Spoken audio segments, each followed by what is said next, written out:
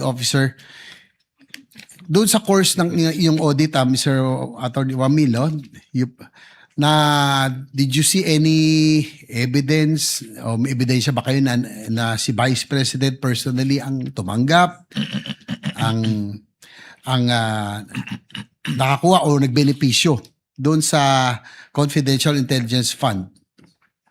Based on the documents po, wala po, Your Honor. Wala po akong personal knowledge about that po. So para sa record, for the record, just last point, Mr. Presiding Officer, sa pagkakaroon o kawalan ng ebidensyang nagpakita ng personal na pagtamanggap na kinabang ba ang isang opisyal ng pamahalaan sa pondong bayan ay sapat na? O upang matukoy kung may umiiral na pananagutang administratibo, sibil o kriminal? Under the joint circular po kasi, since si OBP po, si head of the agency po yung may responsibility to oversee kung paano gamitin yung confidential fund and to ensure yung compliance nila dun sa joint circular, then the, accountable person din po si head of the agency, Your Honor.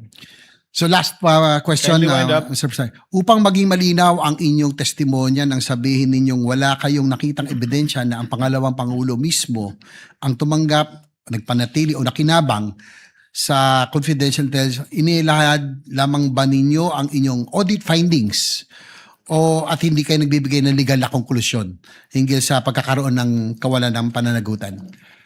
Is it based on your audit findings or legal conclusion hinggil sa pagkakaroon ng liability? Based po sa audit findings, Your Honor. Kasi nilalagay po namin yung persons accountable dun sa aming ini-issue po. Okay, thank you, Mr. Presiding Officer. Thank you, Senator Judge JV. Before recognizing Senator Judge Soto, Attorney Wamil, just on the point of Senator Judge Marcos, to clarify, the decision of COA with respect to any appeal is final, is executory but not final even if it is appealed before the Supreme Court, correct? With respect to the obligation to restitute po, kahit magkaroon ng pendency ng petition for... Attorney Wamil, listen to the question, please. Okay, It is, Your Honor. unless a TRO is issued by the Supreme Court, it is executory but the decision is not yet final. Would that be correct? Yung decision po, final na, Your Honor. Kasi, Inappeal nga sa Supreme Court, paano magiging final? Ikaw naman. A decision of the COA executory na po, Your appealed to Honor. the Supreme Court is executory unless a TRO is issued but is not yet final. Yes po, Your Honor. That is a correct statement. Opo. Thank you. Senator Judge Soto, you are recognized, sir. You may proceed when you're ready. You have 2 minutes. Thank you, Mr. President, Mr. Presiding Officer, Mr. Witness.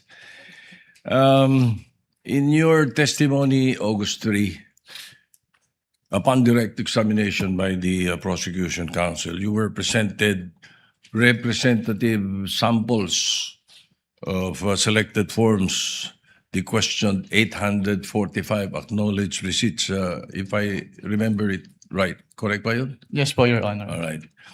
Sinabi nyo na kayo ay gumawa ng observations doon sa mga acknowledgement receipts nito kung saan ilan dito ay pinagagamitan ng confidential funds ay hindi naaayon sa Joint Circular 2015-01. Ngunit may mga acknowledgement receipts according to how I recall it na wala naman kayong observations, ano? Yes po. Sapagkat ang pinagamitan ng pondo ay naaayon sa nasabing circular. Tama ba? Yes po, Your Honor. Alright. Halimbawa, yung acknowledgement receipt ni Mary Grace Mary Grace Piatos na 70,000 for medicine, walang supporting documents. Kaya gumawa kayo ng observations. Yes po, Tapos Your Honor. yung doon naman kay acknowledgement receipt ni Janice Marie Trevilla, 70,000 at Patty Ting na 150,000, wala kayong observations. Dahil ang pondo ay ginamit sa purchase of information na pinayagan o allowed ng nasabing circular. Tama ba? Yes po, Your Honor. That's the way I recall it. All right. Okay, now, ito ngayon ang tanong ko. Out of these 845 acknowledgement receipts na pinag-uusapan, sa kasong ito, ilan ang nagawa nyo ng observations dahilan sa kawalan ng supporting documents? Hindi ko na po matiyak kung ilan yung exact number po, Your Honor. Ilan ng, well, then my next question will not be answered because tatanong ko, ilan yung walang observations? Um, pwede ko po pwede po ako mag-refer sa tabulation po, Your Honor. Please. You can refer to your tabulation table that was earlier marked. Assisting counsel, can you show him the previously marked evidence pertaining to his tabulation or summary? Assisting counsel for the respondent may also approach, should he so desire.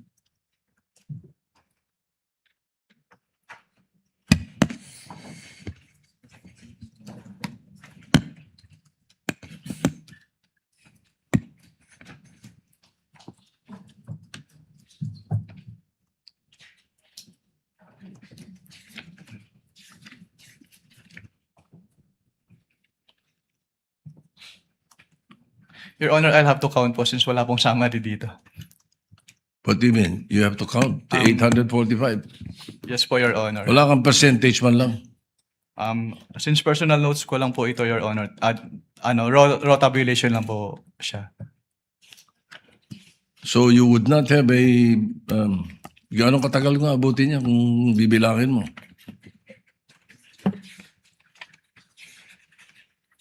Kasi my next question actually would be, magkano ang total noong meron kayong observations? At magkano yung wala?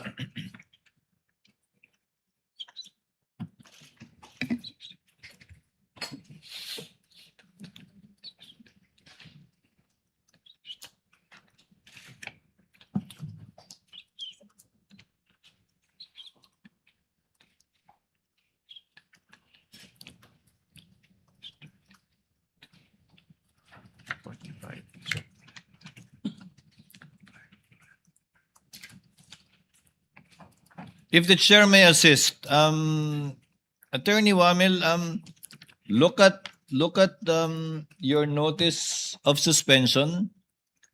You may observation ka, I presume, pertains to those rewards, payment of goods and medicines that you made observations to and suggested to be suspended. So I presume it pertains to those ARs. Yes po, Your Honor, pero amount lang po kasi yung naka-indicate po doon. And the total is Sa 845, Mr. Presiding Officer, ilan ang total? Magkano yung total? Sa 845. May I be allowed po to peruse po yung notice of suspension, you Your may refer to it. Papayag na kasi ko sa ballpark figure, basta't bigyan mo lang ako ng kasagutan. Anong total nung 845? Ano yun? 125 million? Out of the 125 million, ilan po?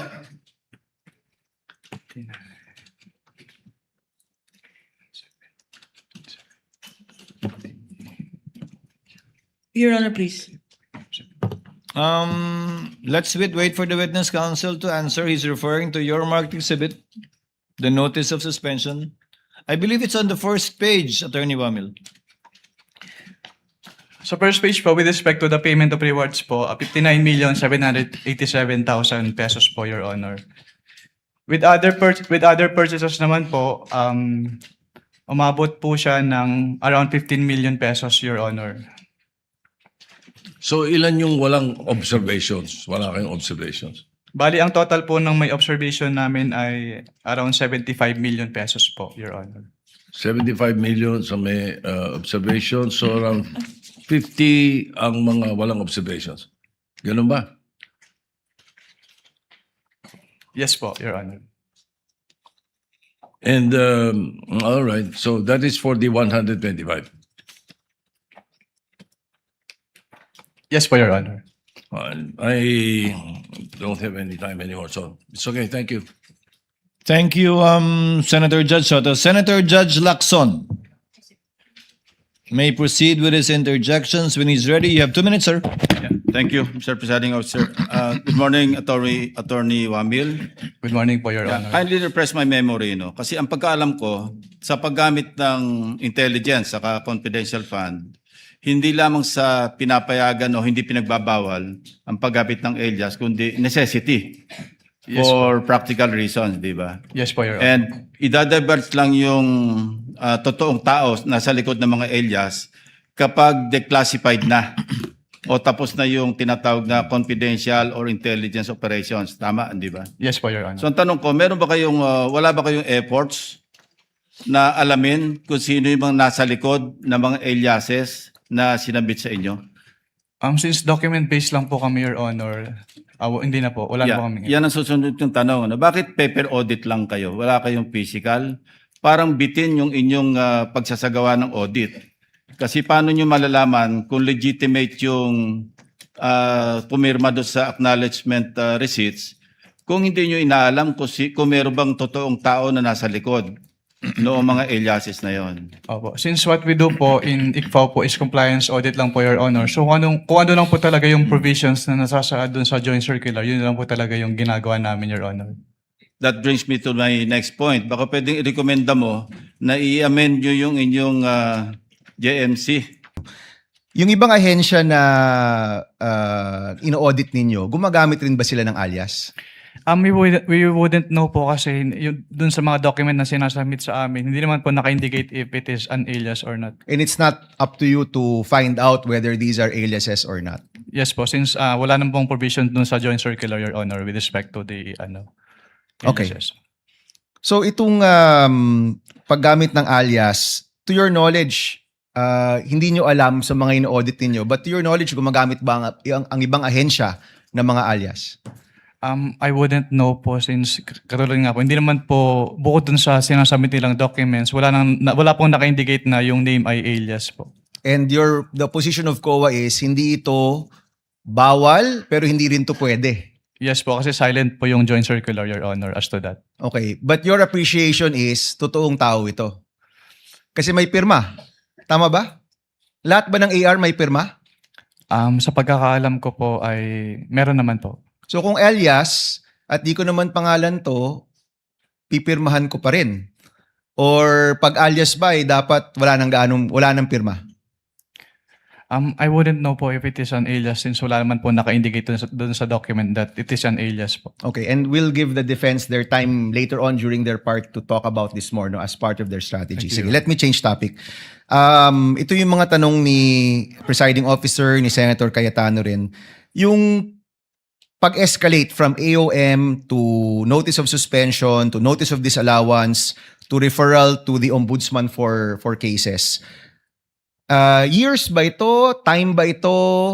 Oras ba ito? Ano yung decision point ninyo para iakyat to the next level yung or i-escalate to the next level yung mga utos ninyo? May clarify po kung ano po yung next level po. So from AOM to NS and NS to ND and ND to referral to OMB. Kapag AOM po, meron po silang 15 days to reply to the AOM. Tapos kapag hindi pa rin sila compliant with the findings po, that's the time that we issue a notice of suspension. At kapag naka-receive po si agency ng notice of suspension, meron po siyang 90 days within which to comply. Pero pag hindi po rin po sila compliant, then doon na po kami mag-i-issue ng notice of disallowance. Okay. In general, not the case of the OVP and DepEd. Kapag may notice of disallowance na, naniningil na kayo, di ba? Yes po. And the next step is to refer to the Ombudsman. May remedy pa rin po naman si si Okay. agency. Paki-explain nga, ano which ba is yung to remedy? settle, bayaran yung amount or to appeal Within? within 180 days po from the date of receipt po ng disallowance. Okay. So we will find out with the next witness when that notice of disallowance was at kung pasok pa rin sa 180 days. Kung wala pa rin sa 180 days, then you refer to the Ombudsman? Yes po, kasi pag hindi po sila nag-appeal at hindi rin po sila nagbayad, nagiging final po yung decision and that's the time na we refer na po to the Office of the Ombudsman kapag hindi po sila nag-comply. At meron ka bang knowledge about the status of these disallowances right now? Wala po, since confidential po yan, hindi naman po yan ina-announce sa buong COA, so I wouldn't know po. So let me ask the prosecution, final question. Is that the next witness? Is that going to be the testimony of the next witness? Itong disallowance, 180 days na lumipas, at kung may referral to the Ombudsman? Yes, Your Honor. All right. Thank you, Mr. Presiding Officer. Thank you, Senator Judge Bam Aquino. Next will be Senator Judge Marcos for her interjections. Thereafter, Senator Judge Risa, kindly prepare. You may proceed, ma'am. When you're ready, you have 2 minutes. Yes, maraming salamat, Ginoong Pangulong Hukom. Itutuloy ko lang yung tinatanong ko kanina dahil may nabanggit kayo ng presumption of misappropriation. Tama ba? For personal use. Based on the joint circular po, meron po. Oo, tama. Pagkatapos nun, tinitingnan ko yung joint circular at maliwanag that the presumption for misappropriation arises against the accountable officer. Di ba? Yes, Against the accountable officer. Sino ang accountable officer? Maliwanag naman yung joint circular. Sa 3.1, sabi, yung officer whose duties permit or require possession of government funds. Hindi ba? Based on the joint circular po, may ganyang provision. Oo. So yung SDO talaga, yung Special Disbursing Officer has the possession, the custody. Tama yun, di ba? Yes po.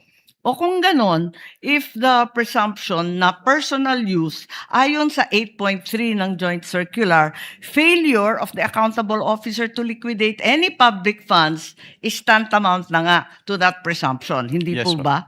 Yes, So, ang tanong dito, sino ang accountable officer dito sa sitwasyon na to? Kasi ang liwaliwanag na hindi naman si Vice President ang payee. Hindi naman sinasabi na nasa kanya yung pera. Ang liwanag sa inyong joint circular that the Special Disbursing Officer is the one who was designated by the head of agency to have custody, di ba? And in the case of the OVP, si Acosta yon. In the case of DepEd, hindi ba si Fajarda yon? That is not entirely correct po, Your Honor. Because under the joint circular, it shall be the responsibility of the head of the agency first to approve yung cash advance. Pangalawa, to Oo oversee yung agency-wide utilization. Pangatlo, to ensure compliance with the joint Unresponsive circular. po. And also po, inattest din po ni OBP yung Unresponsive po. Ang tinatanong ko lang, hindi ba yung designated, yung SDO, si Fajarda lang at si Acosta, hindi si VP, hindi siya yung payee eh. Ang liwaliwanag. pero ang sinabi niyo po kanina yung accountable officer. Kaya nga, so yung accountable officer, yung SDO, nasa JCD Hindi lang yan po eh. si SDO po yung accountable Hindi, officer, or, Your Honor. ang sabi doon, head of agency or person designated. Oo, ang liwanag sa definition ng joint circular. Mag-yes or no ka lang, kanina ka pa inaaway mo ko lagi. Sorry po, Your Honor. But hindi po ako pwedeng mag-answer categorically since yun nga po yung provision But it's categorical. na yes or Why don't either you go yes back or to your either joint no po. circular? Yo po. Kapag sinabi po kasing Doon categorical, sa it's either yes definition, po ang or- liwaliwanag, SDO kapag na-designate ng head of office, di ba? But hindi po kasi doon na nalilimit lang yung term na accountable officer kasi may other provisions na applicable pa din po with respect to the term accountable officer. Asan? Kasi napakaliwanag doon sa definitions at pakaliwanag sa 8.3 ng joint circular. Yun nga po yung na-mention ko kanina. Interpretation na ninyo yun. hindi Pinapalawak po. ninyo andun eh. Head of office, Hindi head po of agency, or designated. Hindi po, Your Honor. Kasi yun nga po, nakalagay po doon sa Sabi mo kanina yes, ngayon no naman. Wala po akong sinabing yes po, O Your sinabi Honor. mo kanina oo, SDO nga in charge. Sinabi ko lang po kung ano yung, kinonfirm ko lang po kung ano yung SDO po, Your Honor. Attorney Wamel, kindly avoid arguing with Senator apologies Judge po, Your Honor. Marcos. O sige Sorry. po. And kindly wind up, Senator Okay, Judge okay. Marcos. Pwede lang itanong kasi nalito ako kahapon. Kahapon sinabi mo na si VP Sara lang ang first and only vice president that you audited na may confidential funds. Hindi ba? Sinabi mo yun, di ba? Yes po, Your Honor. Tapos, kahapon, nung pinakita ng depensa, yung SARO na si VP Binay, noong 22 December 2014, may binigay na 6 million kay VP Binay ang DBM. Alin ba ang totoo sa dalawang sinabi mo magkatunggali? Yung pinakita po kahapon ay special allotment release order po. Ano. So nagkakaroon po ng special allotment release order kapag Alam merong... ko kung ano ang SARO, matagal na, tumanda na po kami sa Yes po. gobyerno. Pero hindi po kasi yan niliquidate sa ICFAO. So we wouldn't know if it was used Hindi, or pero not. ang klaro, may katibayan na hindi ka isa-isang VP, si VP Sara. Your Honor, since hindi po nagsabit ng liquidation, Teka. hindi rin po... Teka, nandun ka na sa ICBAO noong 2014, sabi mo, di ba? Yes po. O kaya nga, Opo. o di kahit si VP Binay may confidential funds, the only VP audited was VP Sara. Ganun If ba I- yon? Since si VP Sala lang po yung nagsubmit ng liquidation. Pero Ba't hindi mo alam? if I may clarify po. Ba't hindi Wind mo up. alam? Nandun ka na noong 2014. Dapat Opo. alam mo yun eh. If I may clarify po, Your Honor. Since wala pong budget dun sa GAA as to confidential fund at hindi naman po nag-liquidate si BPB9 nung kanilang confidential fund. So hindi po namin alam kung ginamit at hindi na po nakarating sa Hindi, COA ang yung tanong, SARO po. nabigyan ng confidential funds, humingi at nabigyan. May SARO eh. We wouldn't know Yun if lang it is naman ang used po. tanong eh. Of course, you know, may SARO. Sinabi mo nga, totoo yung sarong yun.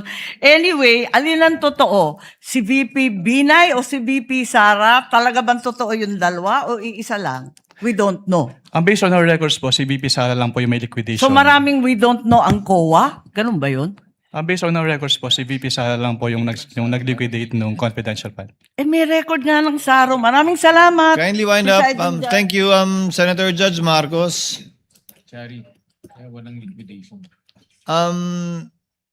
To clarify and finish that point, if there was no liquidation, there is nothing for COA to look at. But it's possible that indeed confidential funds were given to the former Vice President Binay. Yes po, Your Honor. So from your end, alam mo lang, wala kasi walang pinaliquidate sa inyo. Yes po. And wala din po siya sa GAA po ng 2014, Your Honor. Pero kung may SARO nga na pinakita sa iyo kahapon at mapatunayan nila, ibig sabihin nun, meron pero walang niliquidate sa inyo. Maaari po, Your Honor. Pwede po. Yun lang naman yung tanging rason, di ba? Apologies po, may apologies hindi po, nirelease. Senator Ivy. Next to interject is Senator Risa, thereafter Senator Judge Rafi Tulfo. Senator Judge Risa, you may proceed when you're ready. You have 2 minutes, ma'am.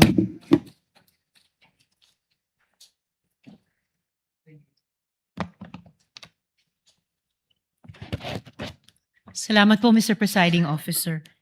So, to clarify further and confirm, hindi nagbigay ng evidence of success si Vice Presidente, pero lumabas ang pera at marami ang nakatanggap ng reward. Tama Based po? on the documents po, Your Honor. Yes po. Yes, based on the documents. Now, based on your experience po, karanasan nyo bilang auditor, ano pang pinahihiwatig nito? Pwede pong pakiclarify Ano po yung pinahihiwatig na hindi nakapagbigay ng patunay ng success ng intelligence or surveillance operations, pero maraming lumabas na pera at maraming tumanggap ng reward? Mm. Ang ibig sabihin po niyan ay hindi po nag-comply yung OBP po dun sa requirements ng Joint Circular. Okay, so yun ang pahiwatig sa inyo sa karanasan nyo bilang isang auditor. So, ngayon na wala nga yung evidence of success, matitiyak pa ba ng COA na yung pabuya ay talagang napunta dun sa mga informants? Hindi po, Your Honor. Hindi nyo mapatutayan. O sige, pumunta naman tayo dun sa gamot. No? Di umanong gamot ang ibinigay na reward. So muli, sa karanasan po ninyo sa ICFAO, and based on your expertise, normal po ba iyon na gamot ang kapalit ng intelligence information? Hindi po siya normal po, Your Honor. Hindi normal. Naranasan nyo na po ba ito dati na gamot ang bayad para sa impormasyon? Hindi pa po. First time po dun sa may OBP po, Your Honor. Okay, first time po dito sa OVP. At ito pa yung palaisipan. Kung may sakit talaga yung tao, naimbestigahan niyo po ba sa ICFAO kung bakit kailangang magbigay muna ng intelligence information bago siya bigyan ng gamot? Hindi po, Your Honor. Hindi nyo naimbestigahan. So bilang auditor, ito po ba ay ifa-file sa ilalim ng pabuya o sa ilalim ng ayuda? Pwede po kasing tingnan yan. Kasi since document-based po kami, pwede po siyang tingnan as payment of rewards, pero pwede rin po siyang tingnan as provision of medicine. So pwede rin tignan as provision of medicine. So pwede rin siyang tignan na ayuda. Kung Hindi yun po yung pabuya. ibig sabihin ng provision of medicine, pwede rin po. Pwede rin. So kasi, paano yun? Yung mga informant po ba, most of the time, may sakit? I wouldn't know po. Natanong nyo ba kung ang gamot na yan ay para saan? Hika ba? Alta pressure ba? Diabetes ba? Hindi po. Hindi rin. And ayon po dito, si Mary Grace Piatos, ayon sa isang acknowledgement receipt, si Mary Grace Piatos ay nakatanggap ng 70,000 pesos worth ng gamot bilang pabuya. Ano po ba yung sakit niya? Hindi ko po malalaman since wala naman po dun sa document po na sinamit. Kindly wind up. Will do, Senator Judge Mr. Risa. Presiding Officer. Pero may paraan po ba ang ICFAO malaman kung ano yung sakit niya? Kasi binayaran natin ito eh. Pwede po namin tanungin, Your Honor. Pero since document-based po kami, kung ano lang po yung nasa document, yun lang po yung malalaman namin. Document-based pero pwede niyong tanungin. Yes po. Okay, kapag may mga di normal na pangyayaring ganito. Yes po. Allowed po kami under 6.2.3.7 of the Joint Circular po. Okay. Salamat, Mr. Witness. Salamat, Mr. Presiding Officer. Thank you, Senator Judge Risa. Mag-round 3 po ako kung meron po. Salamat. Let's try to finish the interjections of Senator Judges before we pause for lunch so that we can resume with the new witness of the prosecution after lunch. Senator Judge Rafi Tulfo is recognized. Thereafter, Senator Judge Villanueva for the availment of round 2.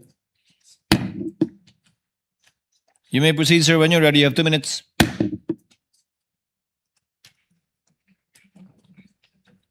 Thank you, Mr. Presiding Officer.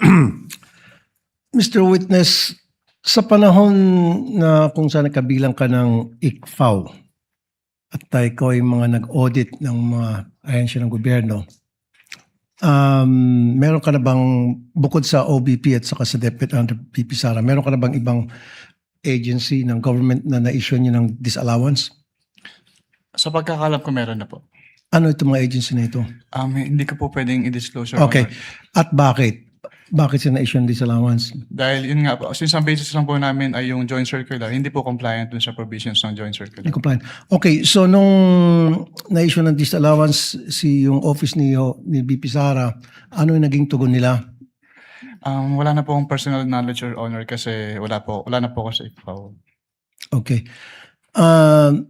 Nabanggit mo rin na ikaw nga'y pinuntahan sa tanggapan mo sa COA para magkaroon ng tinatawag na audit query. Yan bang kauna-unang pagkakataon lamang na meron government agency na pumunta sa opisina mo para makipag-usap sa'yo? May mga agency po na nagtatanong, nagsisik po ng clarification with respect to the provisions of the Joint Circular. Pero yung OBP po yung first time na nag-ask po ng audit query. OBP. Yes po. Okay. Noong mga panahon na pumunta sila sa inyong tanggapan, pinanganak na ba doon si Mary Grace Piatos? Hindi pa. Meron na bang Grace Piatos noon? Hindi, wala po doon sa submissions nila po, Your Honor. Wala pa. Okay. Nung puntahan ka ng Chief of Staff ng OVP at saka yung si Attorney na nandito ngayon, nakalimutan ko yung pangalan niya. Ayoko na pangitin. POA. Were you intimidated? Wala naman pong ganun, Your Honor. Good. And yun yung isang unang pagkakataon na sabi mo kanina na may pumunta doon para makipag-usap tungkol sa audit query. Yes po. Okay. Anyway, nothing personal to sa'yo, attorney. You're a good lawyer. As a matter of fact, dati nakausap ko siyang meron programang Wanted sa radyo, may problema tungkol sa DepEd, and I call him at sumasagot naman siya. At yung mga sinasagot niya sa akin, okay naman. And for that, hanga ako sa'yo. Doon lang sa programang Wanted sa radyo na mabilis kang lapitan at natutugunan mo yung mga problema nilalapit ko sa programa ko. Thank you. Thank you. Thank you, Senator Senator Judge Rafi. Mr. Senator Chair. Judge Joel, Mr. Presiding Officer. yes, what is the pleasure I of don't know if council this for is in order, so I would just like to ask if you would allow me to do so. But since I've always been, I mean, they're alluding, I was alluded to, and references were made to the meeting. If you could just give me maybe 2 minutes to just give context to that meeting. But if I'm not allowed to do so, then I will submit to the ruling of the presiding Unfortunately, officer. counsel, no. That's why I also prohibited them from questioning you or Yes, okay. alluding to you in relation to any question. I You will understand. have the appropriate opportunity during your presentation of evidence in chief, if you do so, if you want to explain that meeting. Although I watched you This is- trying to explain it yesterday already, which I will address later. But we will cross the bridge when you present your evidence in chief, Attorney Pao. You will have your chance. Thank you, thank you. I respect that, Mr. Presiding Officer. Senator Judge Villanueva, you have 2 minutes, sir. You may proceed when you're ready. I'll help a bit. Is there anything illegal, improper to that meeting, Mr. Witness? Wala naman po since Thank you. may mga agency naman po na nagtatanong din po sa amin. Thank you. Sa item 4 ng Feb 1 na AOM na ginawa po ninyo, sabi po ninyo masyadong general ang socio-economic program delivery at hindi ito tinukoy yung specific confidential activities. Ano po yung minimum level na of detail na dapat ay nakasaad po doon sa PFP o yung physical and financial plan upang makapagbigay po ng ito ng tunay na authority at spending limit at hindi naman na inilalantad yung sensitibong operational information. Based po dun sa joint circular, dapat naka-indicate po dyan yung specific programs, activities, and projects po na pagbabasehan ng kanilang confidential disbursement po. Yung specific confidential activities po na kanilang pagbabasehan, since yan po ay plano, dyan po nakabase yung kanilang confidential expenses. So the PFP is not merely a reporting form. Yes po. Yan po yung basis for disbursement. Dapat po bang approve at sufficiently detailed yung PFP bago ilabas o gastusin ang confidential funds? Kung magbigay lamang po ng mas detalyadong paliwanag, for example, pagkatapos magastos yung salapi, maaari po ba nitong retroactively ma-cure ang kakulangan dun sa PFP? Sa original PFP? Pwedeng pa ulit po ng tanong, Your Honor. Sorry po. Ulitin ko lang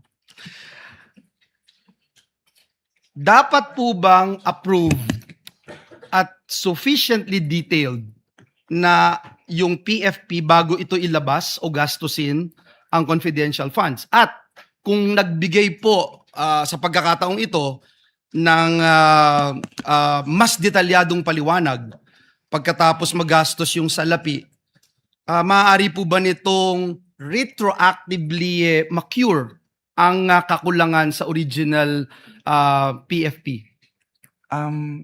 Maaari po, Your Honor. So maku-cure siya. Ngunit hindi ito nagawa. Kaya po natuloy yung AOM, kaya natuloy dun sa NS. Yes po. Nabanggit po ninyo na limitado yung space sa accomplishment report, kaya hindi po maipaliwanag ng ahensya kung ano talaga yung bawat purchase o expense. At dahil dito, tama po ba na hindi dapat ibase lamang ng COA yung kanilang findings doon sa broad labels lamang at kailangan suriin muna ang bawat transaksyon at supporting document? Yes po, Your Honor. Doon po sa 82 million na medical and food aid, 20 million na incentives of traveling, sinuri po ba ng COA ang bawat purchase at payment? Alin po dito yung supported at allowable sa ilalim ng item 4.8 at alin naman po ang unsupported o hindi allowable? Ang pinagbasehan po namin ng findings yan is yung sinamit po nilang documentary evidence of payments po. Doon po namin in-evaluate if compliant ba yung si OBP dun sa requirements ng joint circular. At alin po yung supported at allowable at yung hindi? Wala pong data as of this moment po. So you agree, sir, yung broad labels ng medical and food incentives do not by themselves show the nature. May apologies, Your Honor, pero yung sinabi niyo po pala na provision of medical and food data at yung payment of incentives or traveling are per se, hindi po siya among the allowable expenses po. Yun yung tanong ko. Under Thank you. 4.8. Paki-explain nga po pa. Dahil yung enumeration po under 4.8 na allowable expenses ay exclusive po. So kapag hindi po kasama doon yung kanilang expenditure, hindi na po siya allowed as confidential expenses po. So yung limited space in the accomplishment report may result in incomplete or overly broad descriptions. Would you agree? Yes po. Kaya yung relevant question, Mr. President, is not whether the entire category was allowable or disallowable. The COA should be able to identify, at nabanggit po ng witness natin, to identify the specific transactions and amounts that were supported, unsupported, or outside the allowable purposes. Yes, Tama po yun. Yes po. Magwawakas lang po ako, Mr. Presiding Officer, by saying, again, and I pounded this a while ago, importante na may independent, verifiable powers ang COA, hindi lamang dun sa documents na sinesend po sa kanila. Just to share my experience when I was in TESDA, dun sa, before the AOM came out, yung pong scholar, for instance, tinawagan po yung scholar, hindi ho makontak, nagpalit ho ng telephone number. Sabi, ghost na agad. So, ang hirap po nun. But dun sa AOM, na-approve, kaya hindi nag-issue ng notice of suspension because natuntun yung scholar.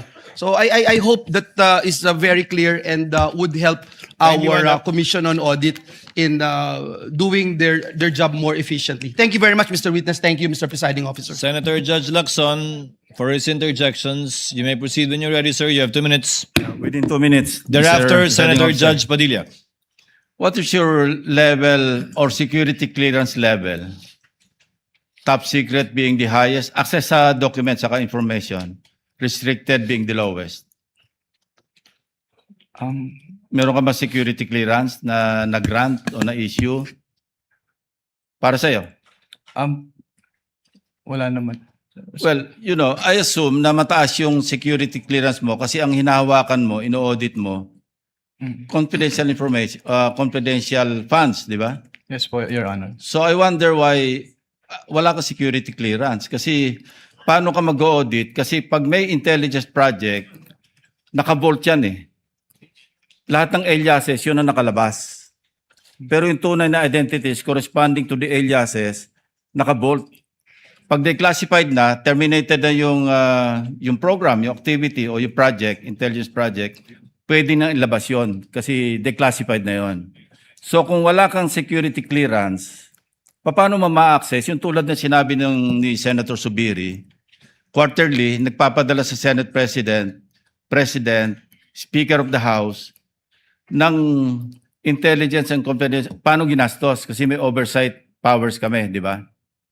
So, paano ka makakapag-audit properly kung hindi mo alam yung nature ng intelligence project or operation? Kaya kanina tinatanong ko, yung bang evidence of success per activity, ano ba, after surveillance report.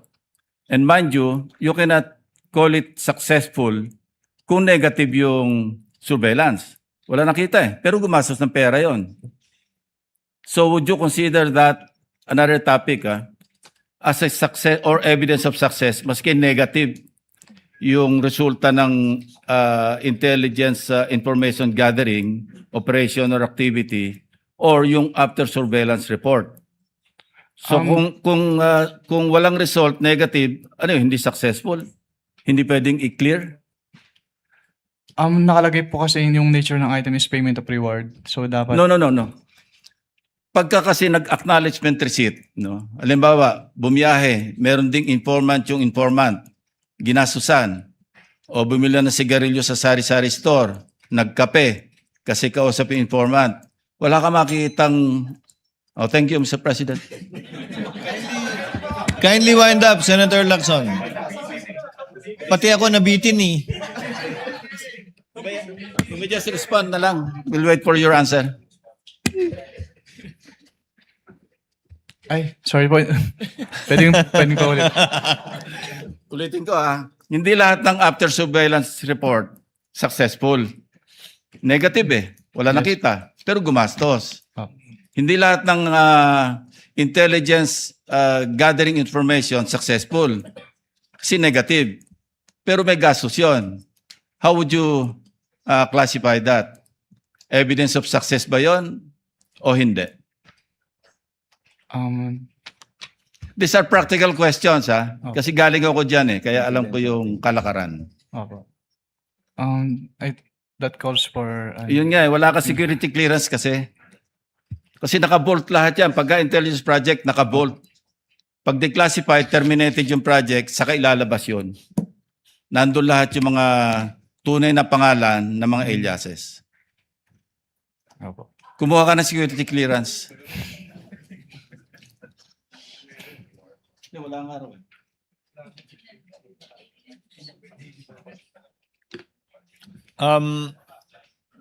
Next to interject would be Senator Judge Padilla. You may proceed when you're ready, sir. You have 2 minutes.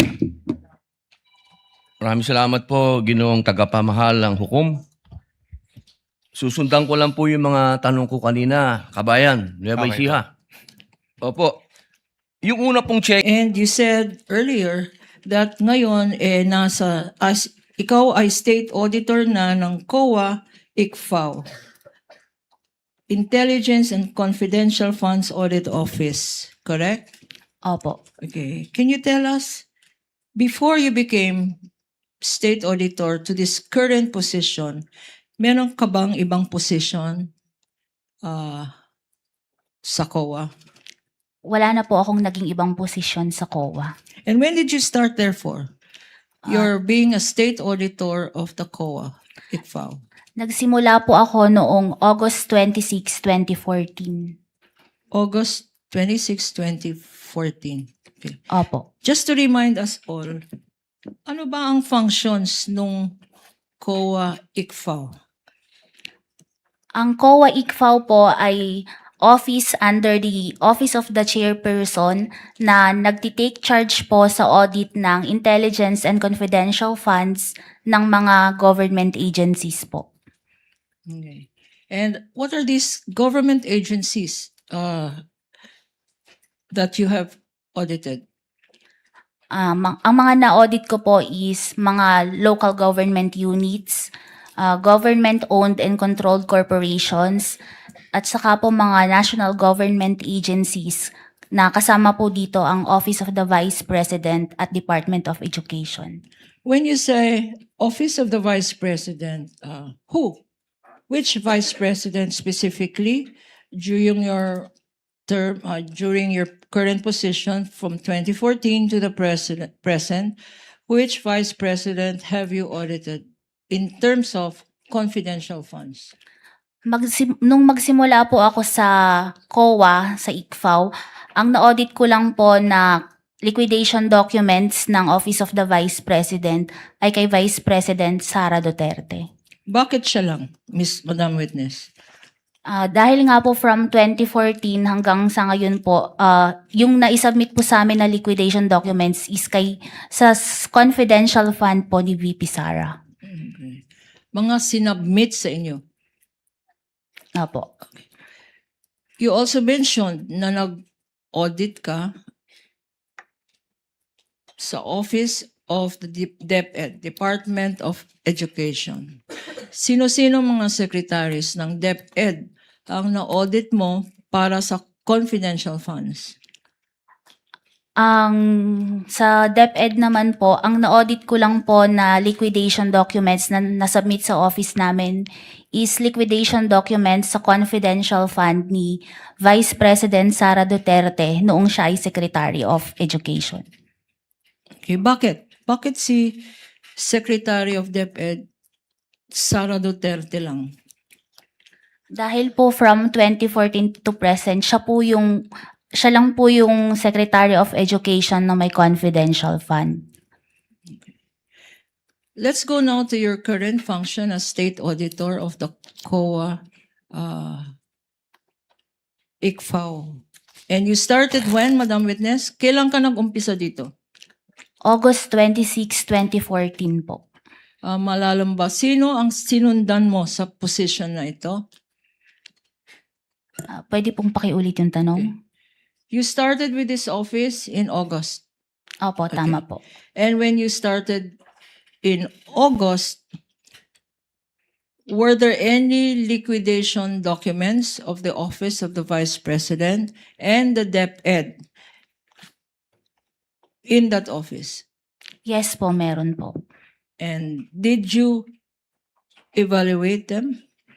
Nung umalis po si Mr. Wamil, ako na po ang nagpatuloy ng audit ng mga liquidation documents po ng Office of the Vice President at Department of Education po. Okay. And pag sinabi mong audit, anong klaseng audit ang ginawa mo or ang ginagawa ng office mo? Ang audit po na ginagawa ng aming opisina ay post-audit po. Tell us again, what is a post-audit? Sa post-audit po na ito, natapos na po yung transaksyon at paggastos ng pondo. Doon na po kami mag-audit. Pag natapos na po ang transaksyon at paggastos ng pondo. Natapos na yung transaction, nagastos na yung pera, ino-audit nyo. Anong ino-audit nyo? Ang ino-audit po namin is yung utilization ng confidential and intelligence fund. Okay. Ngayon, what were these documents that Mr. Wamil left and which you took over with? Bale po, iniwan po niya sa akin ang mga documents ng OBP for the periods December 21 to 31, 2022. Kasama na rin po ang first to third quarters ng 2023. And for the DepEd po, iniwan din po niya sa akin ang mga documents for the first, second, and third quarters of 2023. Showing to you, Madam Witness, a tabulation.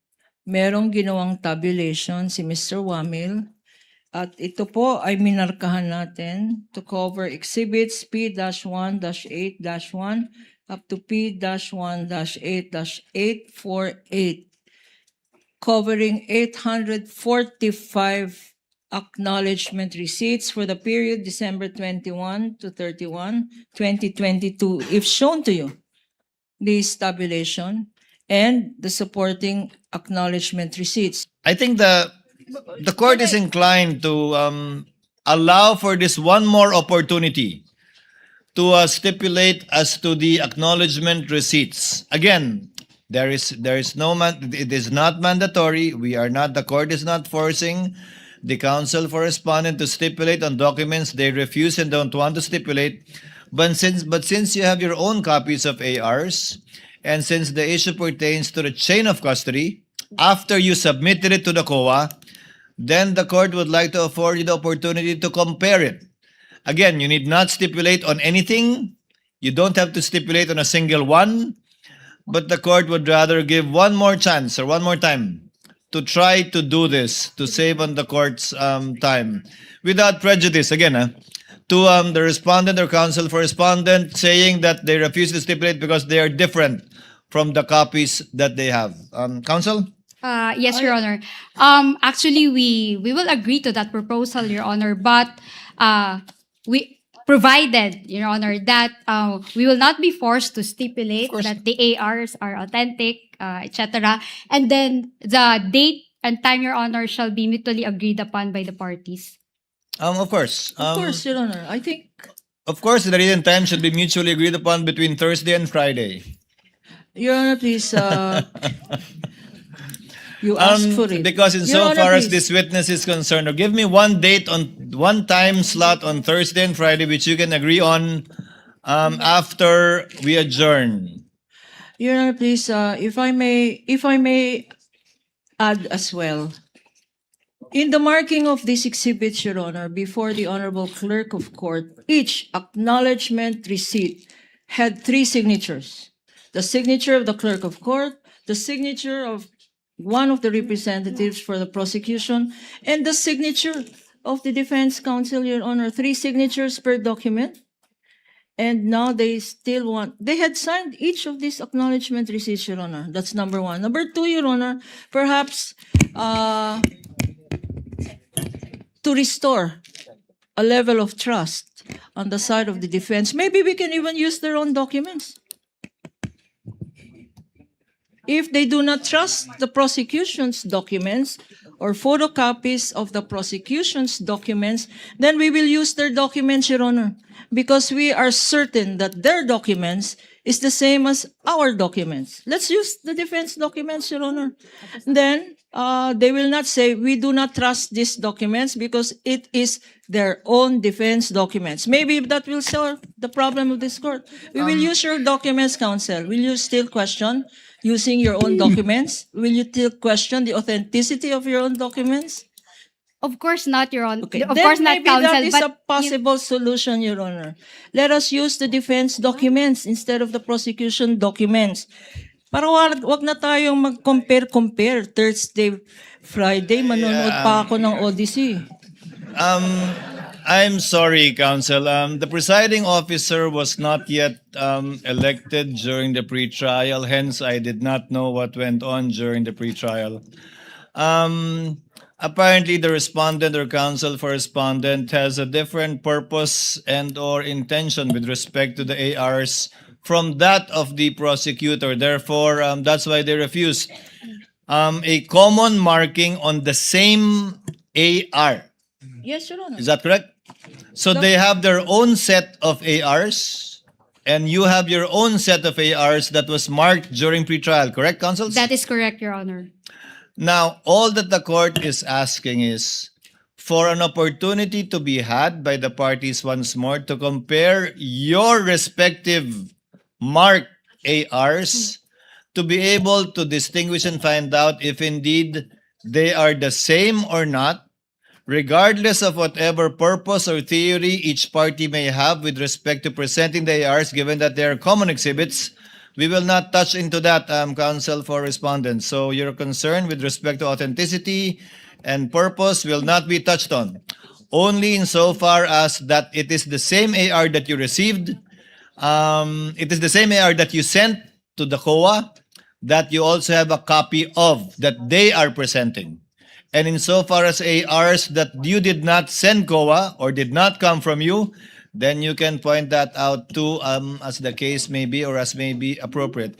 Again, without any pressure nor any mandate from the court for you to stipulate on all, just the opportunity to do so. Kindly agree on a date, counsels, on a time rather, between Monday and Thursday. If that is not possible, then we will continue as we have this afternoon.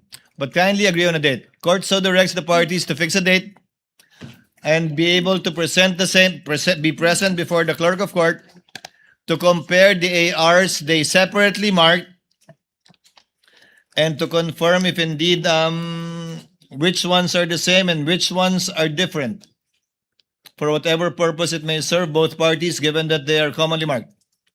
So ordered. Hailin, sorry, babalik ka. Wala tayong magagawa. Court will have to wind up at this point because otherwise we will be continuing with this prolonged marking of evidence, which will not only bore the viewing public but the senator, judges as well, the presiding officer and the Senate President included. So we will have to cut it short at this point in time and discuss already some administrative matters before we adjourn in time for our session. Yes, Attorney Gabunan. Just one more ask, Your Honor. Yes, ma'am. Earlier in the proposal for stipulation, counsel for the defense was kind enough to stipulate on certain documents, Your Honor, except for 10 documents, Your Honor. Since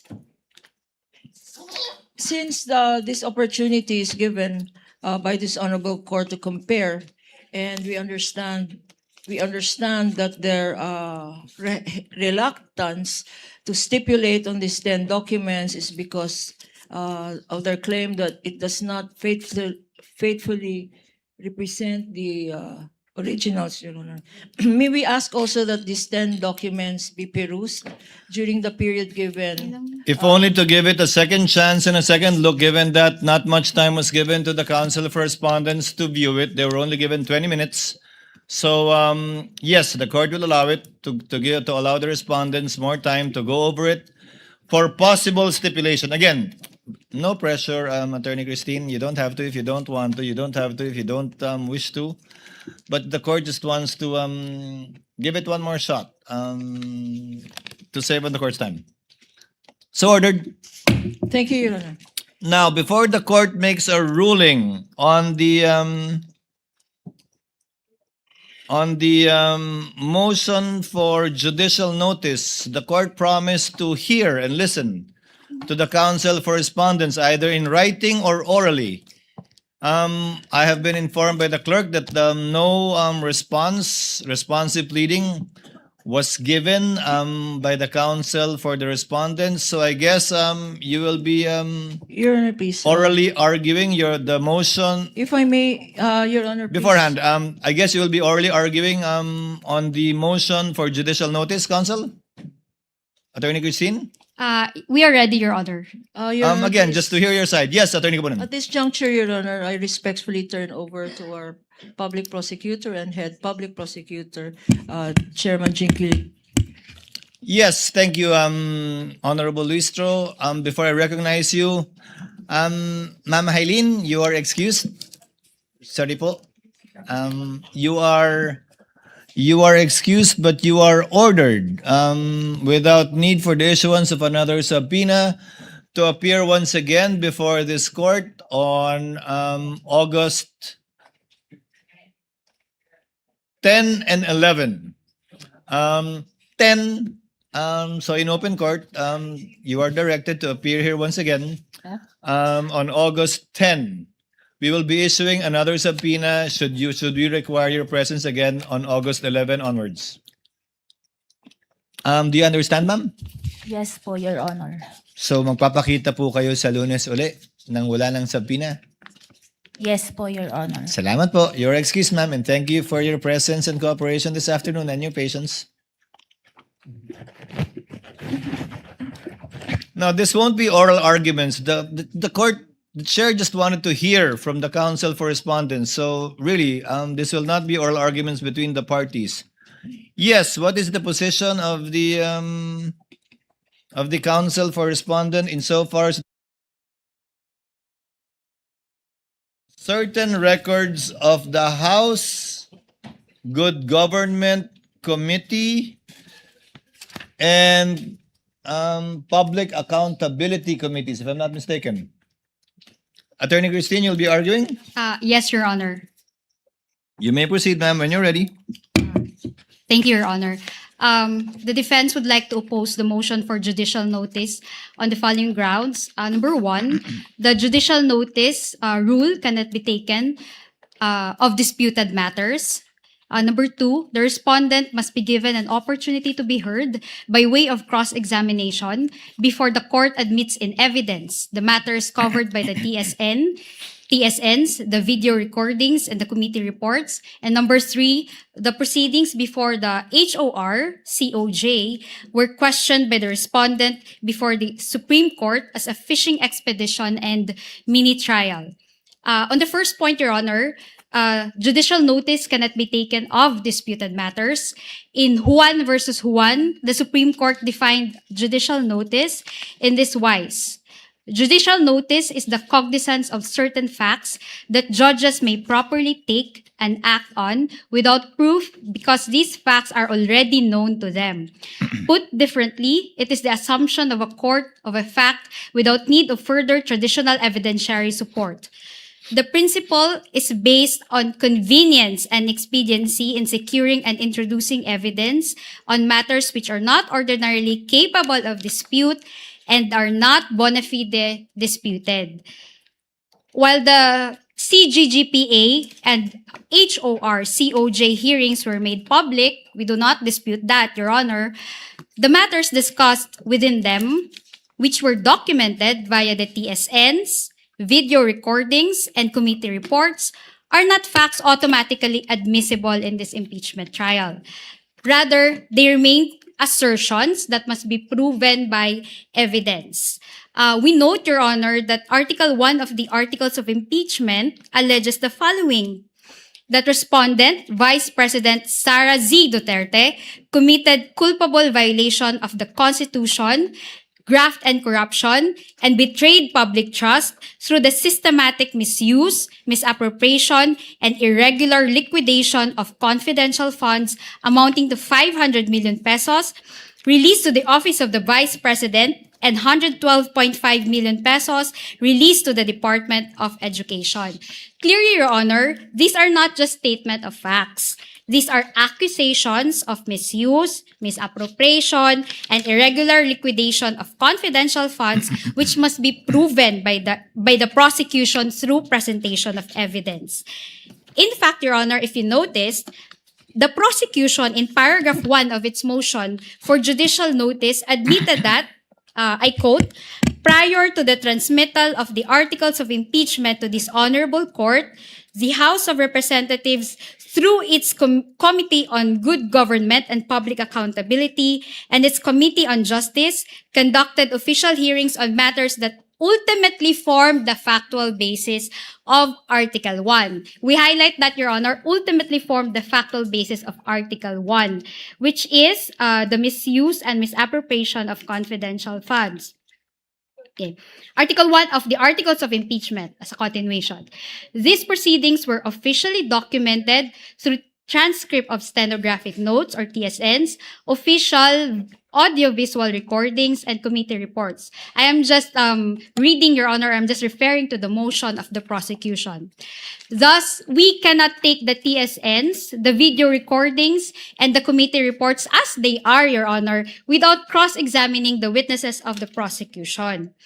The impeachment court cannot just take the utterances, testimonies, the questions and answers, and the interpellations during the COJ and the CGGPA hearings as factual findings and statements of truth without going through the usual route of evidence presentation. In fact, Your Honor, we are even unsure whether these videos are spliced, edited, or shortened, with due respect, and whether the TSNs are accurate and edited or modified as portions of the TSNs turned out to be different to our transcribed notes, which leads me, actually, Your Honor, to my second point.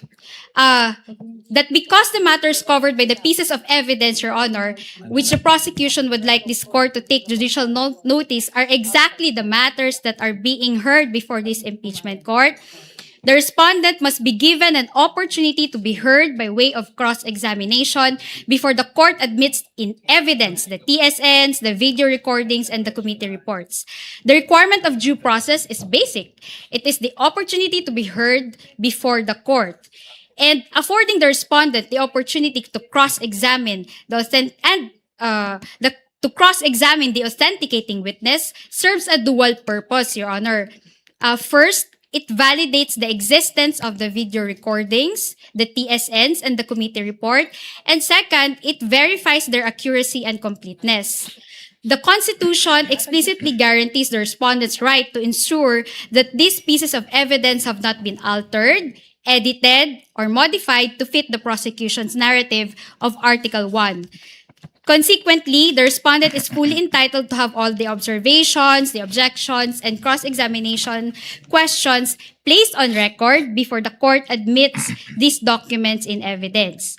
It is also a matter of record, Your Honor, that the videos that the prosecution would like this court to take judicial notice were not played during the pre-trial conference, Your Honor, and it is with the understanding between the parties that there shall be subjected to proper authentication and identification during trial, consistent with the rules of court. And third, the respondent has directly challenged the House of Representatives Committee on Justice proceedings before the Supreme Court, Your Honor, characterizing them as a mere fishing expedition and an authorized mini trial, Your Honor. Consequently, the respondent declined to participate in these proceedings, maintaining that the HOR-COJ lacks the jurisdiction to conduct these trials. Under Article 9, Section 3, Paragraph 6 of the Constitution, the respondent submits that exclusive power and authority is vested solely with or in the Senate, Your Honor. That's why a petition for certiorari and prohibition was filed by the respondent before the Supreme Court. So we cannot stipulate, Your Honor, on the matters that were taken up in a proceeding that the respondent challenged before the Supreme Court. But crucially, Your Honor, the petition pending before the Supreme Court challenges the proceedings before the HOR-COJ only and not the actions of the Honorable Impeachment Court. This distinction, however, does not preclude any future legal challenges against actions that this court may take while sitting as an impeachment court. The respondent, Your Honor, was consistent in her position, Your Honor. In fact, in a letter dated March 24, 2026, the respondent through counsel informed the HORCOJ that she cannot attend the mini trial and the fishing expedition being done by the said committee because of the committee's apparent lack of authority under the Constitution. The closing paragraphs of the letter state, and I will read the closing paragraphs for the record. In light of this, while the invitation for the respondent and counsel to participate in the committee's mini trial is well noted, we cannot, however, do so at this point on the ground that the committee and/or the HOR, as well as any of its members, lack jurisdiction to conduct any form of trial or exercise any of its incidents. Absent such jurisdiction, any attempt to proceed in the nature of any form of trial or invoke powers ancillary to it is unconstitutional. Consequently, the respondent puts on record her objection to any requests, motions, or similar efforts aimed at obtaining or fishing for supposed evidence through processes that necessarily presuppose the existence of lawful authority and jurisdiction under the Constitution, which in this case is absent. As timely stated in the appearance and consolidated answer, both made ad cotellam, the respondent does not waive any jurisdictional or other objections she has to these proceedings, nor her right to seek the appropriate legal remedies. Nonetheless, she is prepared to meet the charges against her in proper jurisdiction.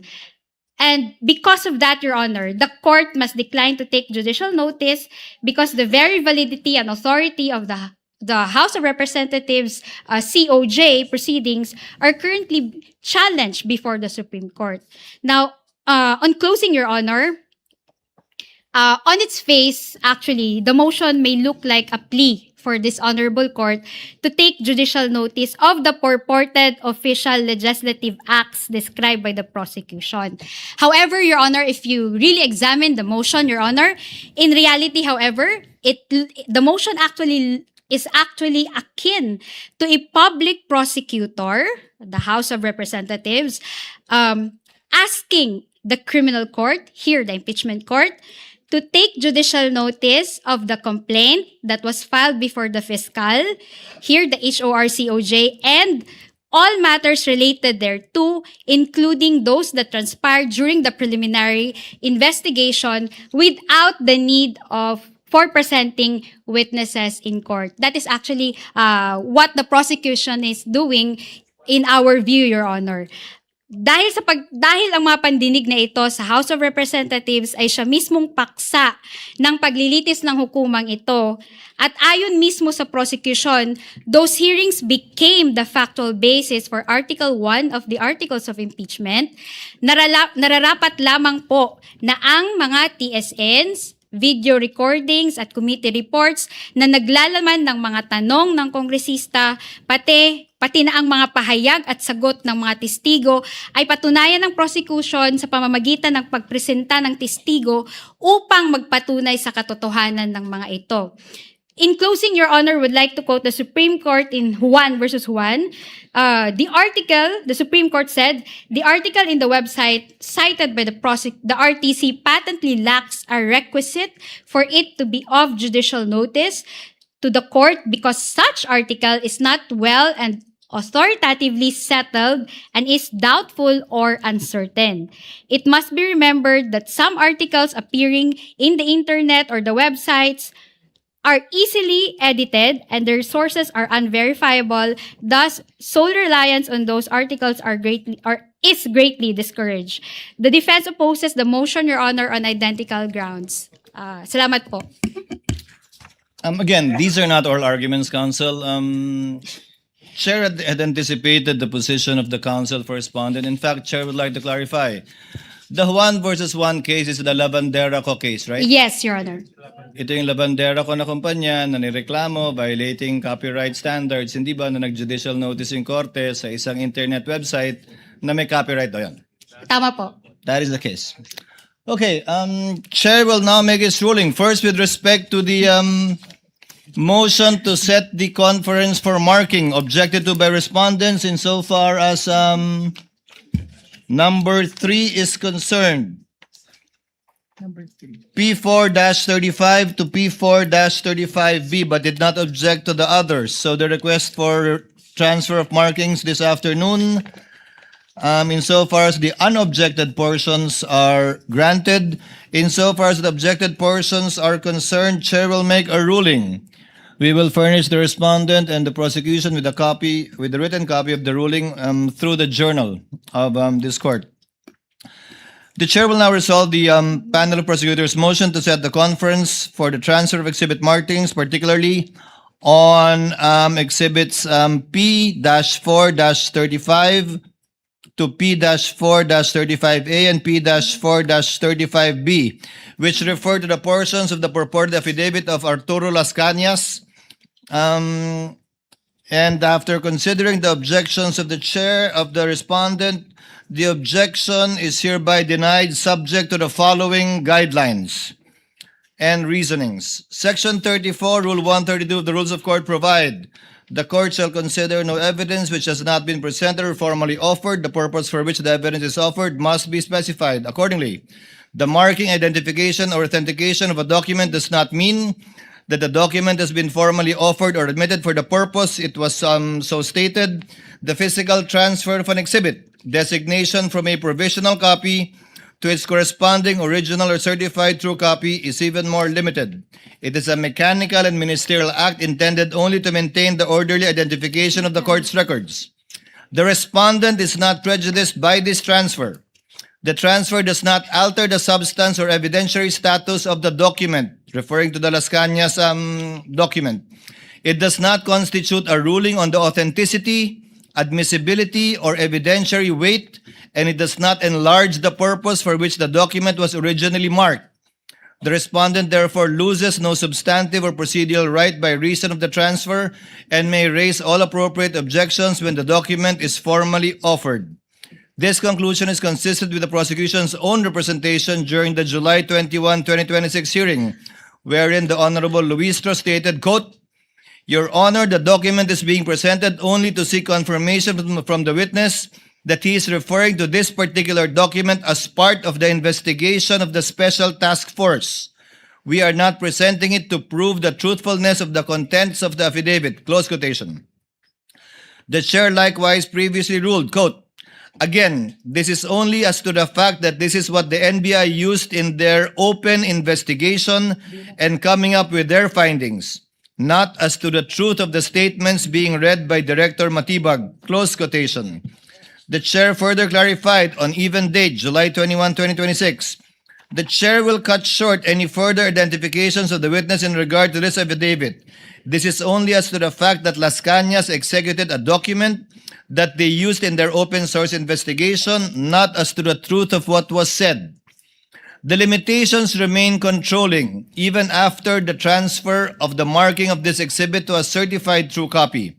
Exhibits P-4-35, -35A, and -35B remain merely independently relevant statements only to establish that the document came to the attention of and was used by the NBI in its investigation. It may not be used as proof of the truth of the allegations stated therein.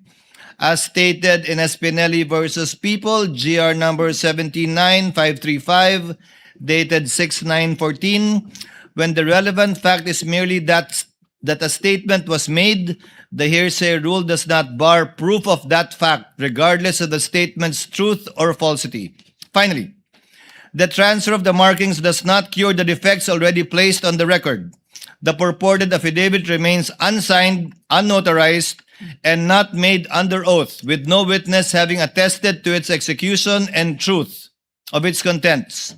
The contents of the affidavit at this time remain hearsay, the transfer of the markings notwithstanding to a certified true copy of that document. Accordingly, the clerk of the impeachment court is directed to set the requested conference as requested, I think, this afternoon, if I'm not mistaken, at 4 p.m.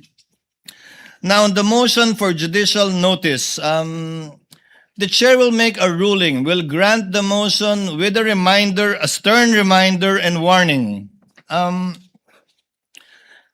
The court acting on the motion for judicial notice dated August 3, seeking judicial notice of the existence and official character of the hearings and the corresponding transcripts, audiovisual recordings, and the committee report identified therein. Section 1, Rule 129 of the rules provide, a court shall take judicial notice without need of the introduction of evidence of legislative, executive, and judicial departments of the National Government of the Philippines. As stated in CLT, the case cited by the counsel for the prosecutors, there is such, referring to a Senate committee report. The court took judicial notice of the Senate committee report, but only as to the existence of the committee report and not as to the content and truth of what was stated in the committee report. Therefore, accordingly, the court grants the requested judicial notice to be taken by the court, but solely and exclusively limited to the following facts. Number 1, that the legislative hearings were actually held and under the official function of the House of Representatives, Committee on Good Government and Public Accountability, and the Committee on Justice. So to reiterate, just as to the factual existence that the hearings were indeed conducted. Number 2, that the corresponding transcripts, official, audiovisual recordings, and committee report exist as official records of the proceedings and in a separate rule, therefore enjoy the regularity of official proceedings absent contrary proof that there is either fraud, falsity, or inaccuracy, and therefore which will overcome the presumption of regularity. With a warning, having granted the motion only within the foregoing limits, the chair now states in unmistakable terms the precise effect of this ruling and reminds the prosecution, and should the time come, also the respondent, if they happen to cross this line also, Rule 129 is captioned, "What need not be proved." Therefore, the court states with precision what the prosecution need not prove, only with respect to those two things. Nothing else is judicially admitted or established. The prosecution is therefore expressly, it says warned here, but I would rather say reminded, that judicial notice shall not be used as a vehicle to place into the record substantive contents of the transcripts, recordings, or committee report. It is not a substitute for the presentation and formal offer of competent evidence, nor does it dispense with the applicable rules on authentication, hearsay, relevance, and the right of the respondent to object and confront the evidence presented against her. As the Supreme Court held in Magkamit versus IAS, PIDEA, GR number 198140, 12516, fair play requires that the respondent be given meaningful opportunity to rebut all the evidence presented against her. Therefore, consistent with the chair's prior ruling on July 21, in relation to the Las Cañas document, a witness will not hereafter be allowed to read in open court a third-party statement that is not his or her own, as the respondent would be denied the opportunity to rebut those statements and cross-examine the statements made by a third party. Again, to reiterate, the court does not take judicial notice of the truth of any statement made during the hearings, the correctness of any factual allegation, or the validity of any finding or conclusion in the committee report. Those matters remain subject to proof, objection, and the court's independent evaluation of their admissibility and or evidentiary weight at the proper time. The prosecution shall not represent expressly or impliedly that this ruling establishes the truth of any matter contained in the identified records. Any attempt to use this judicial notice given for that purpose shall be rejected by this court, and the parties accordingly shall be duly reminded in course. So ordered. There being no Lead prosecutor, your witnesses for next week before we call it a day, a rainy day. Your Honor, we would like to submit the name of the following witnesses for next week. That is August 11, August 12, and August 13. August 10, 11, and 12. One, of course, is Silene May L. Del Campo from COA ICFAO, our supposed witness today. 2 is Marivic Pareja from Legislative Information Resources Management Department of the House of Representatives. 3 is Gina S. Acosta, former Special Disbursing Officer of the Office of the Vice President. And the 4th, Your Honor, is Edward D. Fajarda, former Special Disbursing Officer of the Department of Education. That is all, Your Honor. Let the corresponding subpoenas requested ad testificandum and/or ducis tecum, as the case may be, issued to the aforementioned witnesses for the dates and times given and requested by the lead prosecutor for the impeachment trial next week. Again, counsel, just a reminder, if you will be having documents that you would want opposing counsel to stipulate on, kindly give them a copy at least a day before so that they can already manifest in open court their agreement or disagreement with the proposed stipulation. Counsel? Yes? We confirm, Your Honor. Thank you. Any other matter you wish to mention, Attorney Christine? None from my end, Your Honor. Before the chair adjourns,